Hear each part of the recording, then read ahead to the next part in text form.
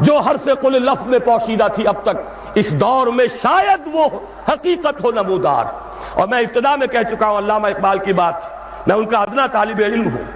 ویسے میں انہیں کوئی معصوم نہیں سمجھتا، ان کی عملی زندگی ہمارے لیے مثالی نہیں ہے، قابل تقلید نہیں ہے، ان کا فکر ہے جو بہت بلند ہے۔ مجھے آج کے دور میں، اس پوری صدی میں، فکر کے اعتبار سے ان کے قریب بھی کوئی شخص نظر نہیں آیا آج تک۔ 60ویں برس میں ہوں اپنی عمر کے میں، اور مطالعہ کر رہا ہوں کم سے کم 40 برس سے، لیکن یہ کہ اپنی جگہ ہے، عظمت ایک پہلو سے بہت ہے، دوسرے پہلو سے وہ ہمارے لیے کوئی واجب التقلید نہیں۔ عملی زندگی خود وہ کہہ گئے، اقبال بڑا اپدیشک ہے، من باتوں میں موہ لیتا ہے، گفتار کا یہ غازی تو بنا، کردار کا غازی بن نہ سکا۔ کوئی بات نہیں، اللہ معاف فرمائے گا عمل کو۔ بات صحیح کہی ہے، اور وہ یہ کہی ہے کہ دور ملوکیت میں اسلام کے چہرے انور پر جو پردے پڑ گئے تھے، آج وقت آیا ہے کہ ان پردوں کو اٹھا دیا جائے، ڈنکے کی چوٹ کہا جائے یہ زمینیں خراجی ہیں، کسی کی ملکیت نہیں ہے، کسی کے باپ کی جاگیر نہیں ہے، یہ سب مسلمانوں پر وقف ہے، ان کی بہبود کے لیے ہیں، ان سے خراج براہ راست جائے، نیا بندوبست اراضی کیا جائے۔ جو پہلے کام کر رہے ہیں ان کا حق فائق ہے، الفضل للمتقدم پہلے موجود ہیں جو کام کر رہے ہیں، ورکیبل یونٹ بنا دیا جائے۔ اور یہ وہ بات ہے، سن 82 میں میں نے صرف 2 مہینے کی خطا کی تھی، ضیاء الحق صاحب کی شورا میں 2 اجلاس اٹینڈ کیے تھے، اور ڈنکے کی چوٹ کہا تھا کہ خدا کے لیے ایک کمیشن بٹھائیے، جید علماء بھی ہوں اس میں۔ جب وہ دیکھیں گے کہ موقع ہے سچ بات کہنے کا تو بہت سے حضرات انشاءاللہ تعالی حق بیان کریں گے، لیکن یہ کہ ان کو موقع دیجئے، تحفظ دیجئے، اور یہ کہ بندوبست اراضی کے ماہرین کو بٹھائیے، زمین کا نیا بندوبست ہو جو اس ملک کے لیے مفید ہو، جو عوام کی بہبود میں ہو، جس سے عدل و انصاف کے تقاضے پورے ہو جائیں،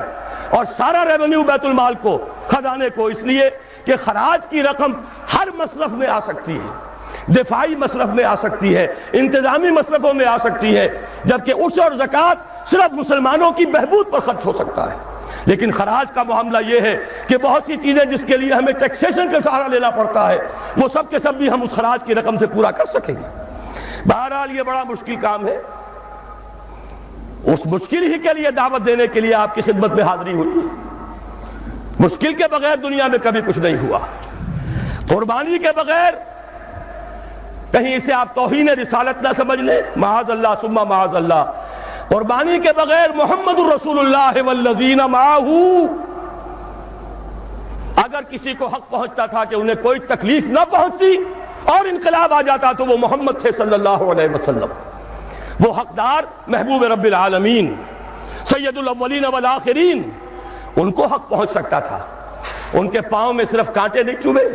وہ تو ابتدائی بات ہے جب چچی بچھا دیا کرتی تھی دروازے کے باہر کانٹے لا کر، ان پر تو پتھراؤ ہوا ہے، ان کا جسم مبارک لہو لہان ہوا ہے، وہ 3 برس کے لیے شیب بنی ہاشم میں محصور رہے ہیں،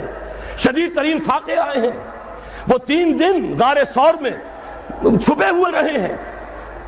اور وہاں آپ نے اپنے آپ کو جو ہے محفوظ رکھا ہے۔ پھر کیا نہیں ہوا، جنگ بدر میں طویل ترین سجدہ کیا، اے اللہ کل جو مارکا ہونے والا ہے،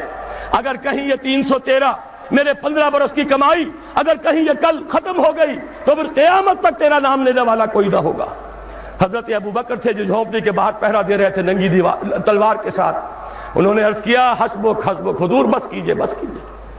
پھر کیا غزوہ احد میں دندانے مبارک شہید نہیں ہوئے؟